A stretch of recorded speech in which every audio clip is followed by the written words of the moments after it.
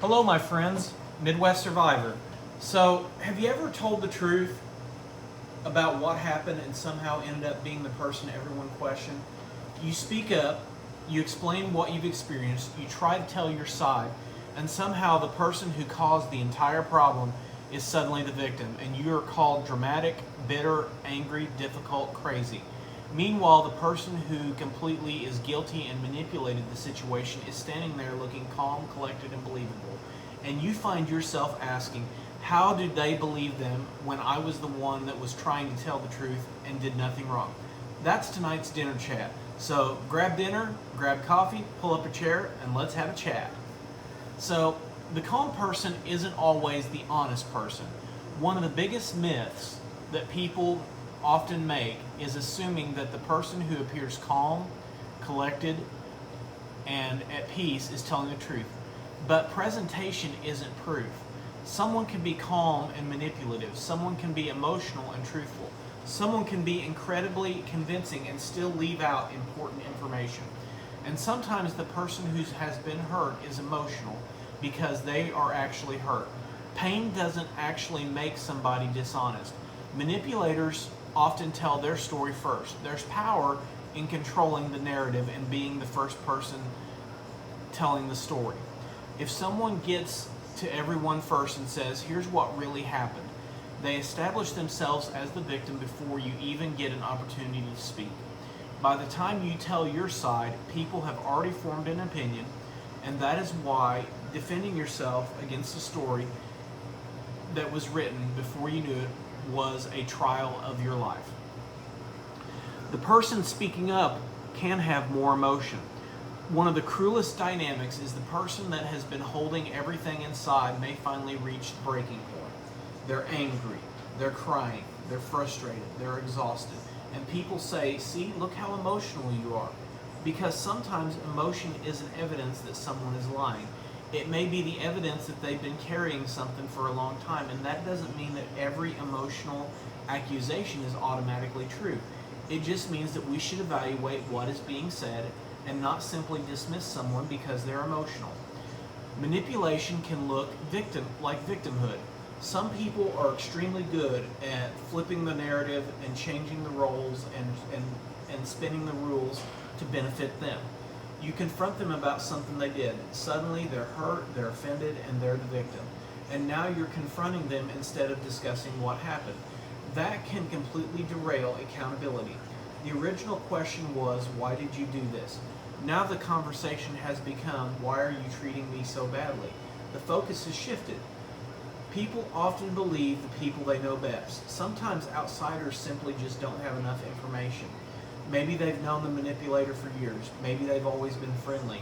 Maybe they've personally experienced the behavior you're describing. So when you say, this person treats me differently behind closed doors, they struggle to believe it. People can behave differently with different people. And sometimes someone that is the most charming person in public can be a complete monster in private. The truth can be and often is very complicated. Manipulation often comes with simple stories. They just went crazy. They left for no reason. I did everything for them. They were impossible to deal with. But reality and the truth are often far more complicated and complex. Relationships have history, dynamics, personalities, mistakes, misunderstandings, patterns. There are things that both people may have done wrong, but complexity doesn't always make a good story. Sometimes the person with the simplest story is the one who gets believed first. Some people believe the story they want to believe. This one hurts. Sometimes people aren't necessarily looking for the truth. They're looking for the best version that makes them the most comfortable and makes them look the best. If accepting your story means admitting, I missed what was happening, I defended the wrong person, I should have intervened, I ignored the warning sign, that is uncomfortable to say. It's easier to say you're wrong, you're exaggerating, you're too emotionally connected, and on and on and on. Because believing you would require them to reconsider their choices. Family systems will and can protect the people that causes the problems, and this happens in very dysfunctional, manipulative, narcissistic families. One person becomes the family favorite. They can do no wrong, they say no wrong, they are the perfect one. The other one becomes the scapegoat, the black sheep, the whipping boy, the whipping girl. When the scapegoat finally speaks up, everyone says, well, here we go again. Here comes another round. The history of the family has already assigned roles. So instead of examining specific situations, people automatically interpret everything and define everything by those roles. The good one gets the benefit of the doubt always. The problem one always gets questioned and always gets denied. That is not necessarily the truth. That is a family pattern, a family cycle of dysfunction. Sometimes people fear consequences of believing you. What happens if they believe you? Maybe they have to confront someone. Maybe relationships changes. Maybe the family gathering becomes uncomfortable. Maybe the reputation suffers. Maybe the entire family dynamic has to change. That's a lot for people to process. So sometimes denial is easier than the truth. Not because that your experience is real, but because accepting it would have to require action. You don't have to convince anyone or everyone. This is one of the hardest lessons ever. You may desperately want everyone to know everything that happened. You may want your family to understand, sympathize, and give you empathy. You may want mutual friends to understand and be compassionate. You may want everyone to finally see through the manipulation, but you cannot control what people believe. You can tell the truth. You can be honest. You can be sincere. You can be empathetic. You can provide every appropriate evidence when it is necessary or when it is valid.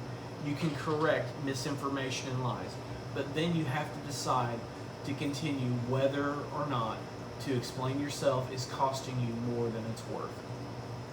Evidence matters, but so does your experience.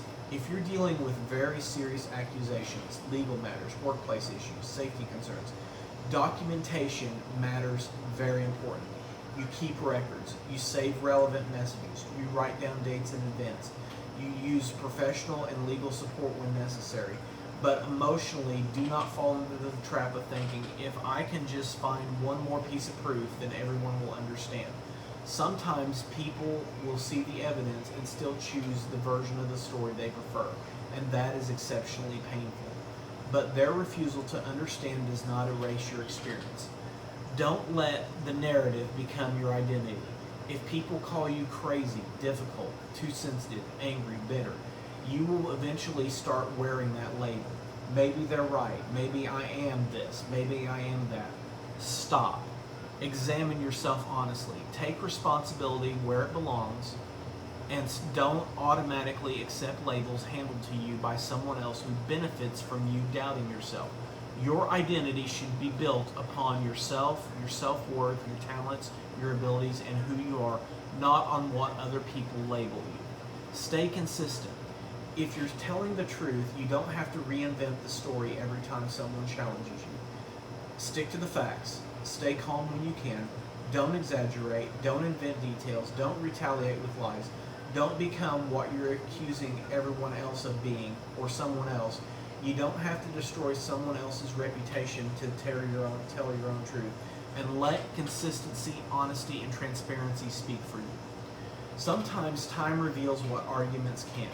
You don't always have to expose someone. Patterns and cycles always reveal themselves. If someone constantly creates conflict, drama, anger, shame, whatever the case may be, eventually there will always be another conflict. If someone repeatedly manipulates people, eventually someone else will recognize the pattern. If someone continually blames everyone around them, eventually people will start asking, why is everyone always the problem except them? You don't need to necessarily spend your life proving who someone is. Just protect your peace. Know your self-worth. Value yourself. Build your life. Let the patterns and the cycles present themselves and let them speak forth clearly. So, here's the wrap-up. If you've ever spoken up and watched people believe the other person, don't immediately assume that means your truth wasn't valuable. Sometimes people believe the person who speaks first, appears calmer, has more social or financial influence, has a stronger reputation, tells a basic story, or makes them feel comfortable. Being believed isn't the same thing as being truthful, and being emotional isn't the same thing as being dishonest. Your responsibility is to remain honest examine your own behavior, take accountability for your mistakes, and refuse to allow someone else's narrative to define you. You may not have the ability to control who believes you, but you can control how you live after you have spoken and you are living your truth. You don't need everyone to believe you to know what you've lived through. But sometimes the most powerful response isn't convincing everybody. It's rebuilding your life so completely that their version no longer hurts you or controls you. So here's tonight's dinner chat community question. Have you ever spoken up about something that happened to you only to watch other people believe the person you were speaking about? Did they believe the person because of the reputation? Did they hear the story first? Did they not want to believe something that was uncomfortable? Or was it because the situation was too emotionally charged when you spoke up? How do you handle being misunderstood when you know your truth? Please share your thoughts below. Let's keep the conversation honest, sincere, but respectful and kind, because everybody's situation is different. Everybody processes everything different. Accountability, transparency, and honesty should always go both ways. So, Midwest Survivor, how do I leave you? Always get healthy, stay healthy, get strong, be strong, stay strong, and remember, it's not about surviving, it's about thriving. And you need to learn how to thrive in tough situations where you can be misunderstood. Everybody have a great evening. I'll see you tomorrow morning for Breakfast Bits. Take care.